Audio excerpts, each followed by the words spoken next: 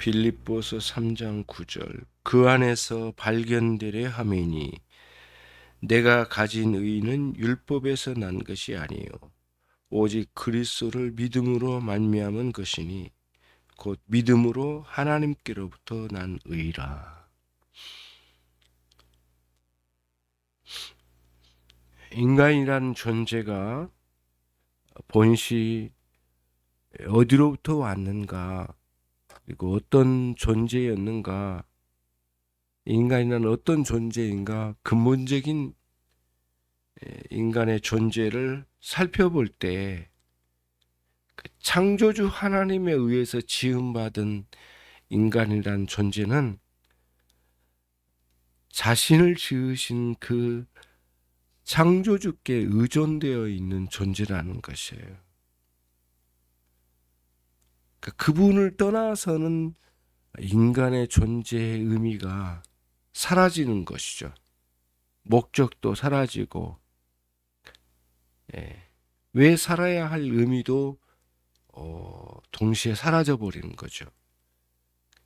왜 그러냐면은 인간이란 존재가 창조주 하나님께 의존되어 있는 존재였거든요. 하나님께서 지으실 때 지음받은 우리가 하나님께 의존되어서 그분 안에서 누리는 삶이어야만 진정한 삶이었던 거예요. 하나님 떠나버리고 난 뒤에는 인간이 의존해야 할 본성은 있지만은 의존할 대상은 없으니까 무엇인가를 의존하지 않으면 견딜 수 없어 하는 그 본성을 지울 수 없는 상태에서 살고 있는 거예요. 그러니까 사람들은 각각 자신이 의존할 대상을 찾아다니는 거죠. 그렇지 않겠어요? 의존하지 않으면 존재할 수가 없고 의존해야만 하는 그런 본성을 가지고는 있는데 의존할 대상을 떠나버렸으니까 그 하나님 대신 무언가를 의존하지 않으면 못 견디는 거예요.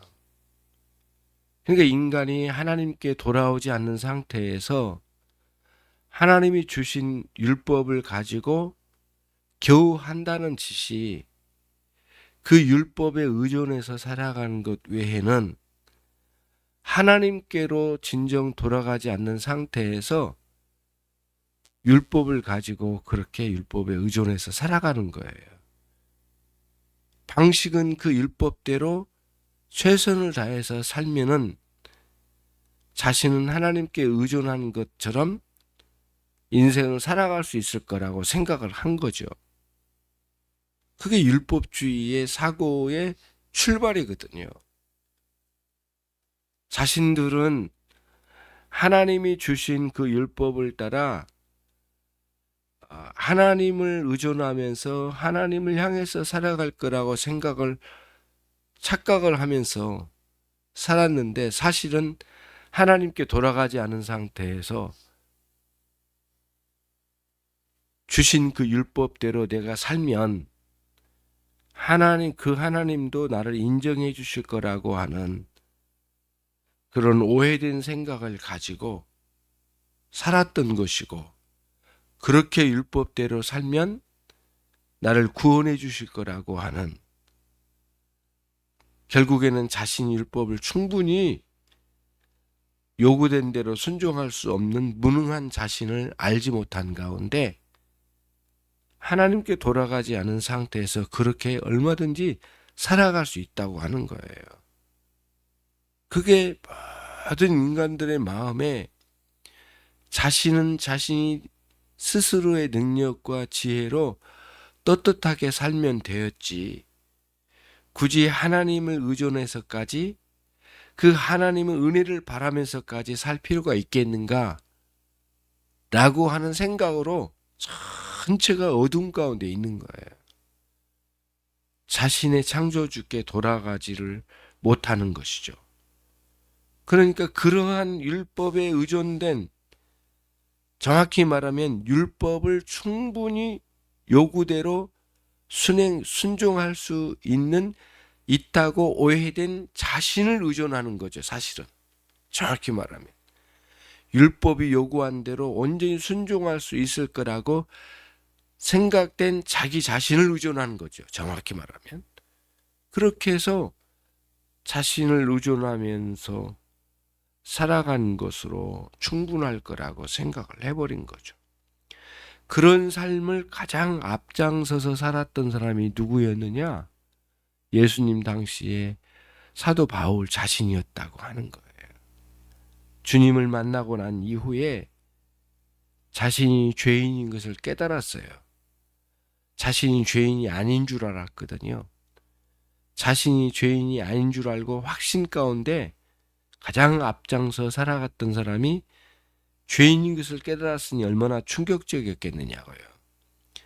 그러면 그동안에 내가 율법의 요구대로 온전히 순종한 것이 아니었다고 하는 것이 드러난 것이게 된 거고, 하나님께 나아가 엎드려 돌이켜서 진정 하나님께 돌이켜서 오는 일이 무엇인지를 이제 깨닫기 시작한 거예요. 주님을 만나고 난 이후에. 그리고 그 길이 주님께 있다고 하는 새로운 길을 발견하는 큰 충격적인 대전환이 일어나게 된 것이죠. 그래서 그전에는 이 모든 의로움을 하나님께 떳떳하게 설 수 있는 자신만만한 것을 자신과 자신이 지켜간 율법에서 찾을 수 있다고 생각했던 거예요. 그 길을.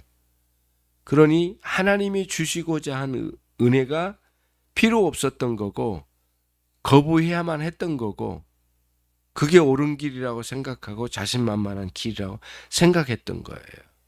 그 길이 아니고 하나님의 은혜를 찾아서 보내주신 메시아이신 그리스도를 영접하여 살아가야 된다고 하는 복음 전도자들을 잡아다 죽이는 데 앞장섰던 거죠. 사도 바울이 그 사람이거든요. 그런 사람이었단 말이에요. 근데 이제는 모든 것을 뒤로 하고 이제는 예수 그리스도 안에서 발견되기를 원한다는 거예요. 내가 예수 그리스도 밖에 있었던 사람이었는데 내가 예수 그리스도 안에 있는 나를 발견하고 싶다는 거예요. 그거보다도 더 영광스럽고 복된 길은 없다. 사도 바울이 이렇게 이야기한 거예요. 그동안에 내가 찾았던 자신이 가지고 있던 의는 율법에서 난 것에 치우쳤었는데 거기에 매몰되었었는데 그리고 거짓과 오만과 그리고 자신 안에 있는 욕망이 결국에는 율법이라고 하는 그 요구 사항에 충실히 다함으로써 자기는 자신 안에 있는 인간의 욕구를 종교적인 어떤 열심으로 풀어냈던 것이죠. 이게 이제 사도 바울의 삶이었단 말이에요. 그래서 그리스도를 만나고 난 이후에 그리스도 안에서만 진정한 의, 하나님께서 제공하신 의가 있다고 하는 사실에서 그러면서 그렇게 하늘에 그토록 많이 흩어져 떠있는 하늘에 떠있는 밤하늘의 별들이 태양빛에 의해서 다 가려지고 보이지 않는 것처럼 이미 있긴 하잖아요. 낮에도 사실은 별이 떠 있는 거거든요. 태양빛에 의해서 모두 사라져 버리듯이 우리 주 예수 그리스도 안에서 제공하시는 하나님의 의에 의해서 자신들의 노력으로 세우려고 했던 의가 대낮에 모두 빛을 잃어가는 별빛처럼 모두 매몰되어 버린 거죠. 아무 의미가 없는 그렇게 돼버린 거죠. 그래서 하나님께서 예수 그리스도 안에서 주시는 그 의를 인하여서 자기가 거기서 이제 발견되는 자기 자신과 그리고 거기서 누리는 그 의 대신 우리 주 예수 그리스도를 알므로 자기의 생애에 최고의 가치를 발견하게 된 거죠. 그래서 그 이전에 자기가 의존했던 그 모든 것들, 그 모든 것에 대한 의존하는 그 자신의 본성의 속성들이 얼마나 추잡하고 부끄러운 일이었는가 배설물로 여기겠다라고 하는 게 사도 바울의 큰 선언이에요. 예. 그래서 고린도전서 1장 30절에서도 우리 주 예수 그리스도 안에서 지혜와 의로움과 거룩함과 구속함이 되시다. 나의 지혜와 의로움과 그리고 거룩함과 구속함이 되신 우리 주 예수 그리스도를 자기가 알게 되었다라고 하는 거예요. 엄청난 변화가 일어난 거죠. 예. 그런 변화가 있는 거예요.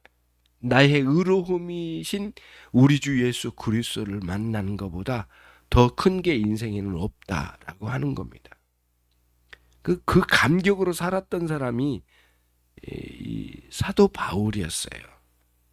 사도 바울의 전체의 그 사고 방식과 그 이 신학적 배경은 의의 사상의 바탕을 두고 있는 거예요. 의의 사상이 바탕에 있고 그 위에 모든 신학적 내용들이 세워져 간 거예요.